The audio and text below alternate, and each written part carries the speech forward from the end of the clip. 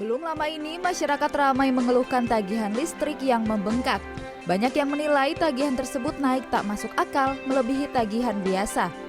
Seperti yang dirasakan Ira, seorang financial planner yang harus bekerja dari rumah.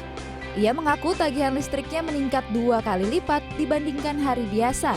Hal tersebut terjadi akibat meningkatnya penggunaan listrik di rumah, mulai dari AC, televisi, lampu, hingga melakukan virtual meeting atau bekerja dari rumah. Jadi mau nggak mau ya kayak AC 24 jam itu pasti aku nyala terus. Terus TV tiap hari dinyalain. Mandi itu lebih sering karena kan abis keluar, baru aja keluar di jalan, abis beli-beli ke Carrefour aja itu cuci tangan, mandi sehari itu. Aku selalu menggunakan water heater. Terus virtual dari jam 10 itu udah start.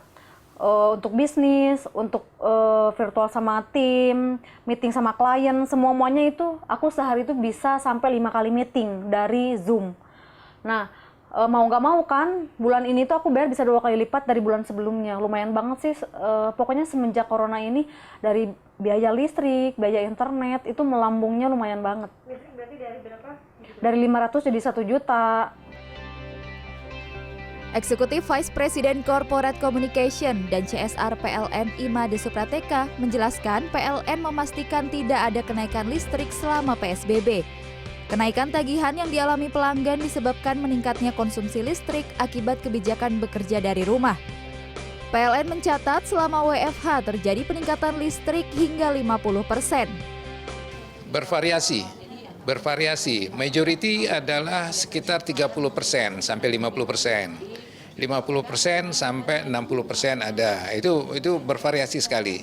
Tetapi yang paling besar itu kenaikan itu antara 30 sampai 50%. Tetapi ada memang yang teriak sampai 100%. Nah, ini satu orang yang teriak begitu kencangnya segera mati kan. Nah, seolah-olah itu yang menjadi. Tapi kita lihat sudah mapping, petakan jumlah para pelanggan yang kenaikan listriknya itu antara 30, yang mayoritas 30% dan 50%.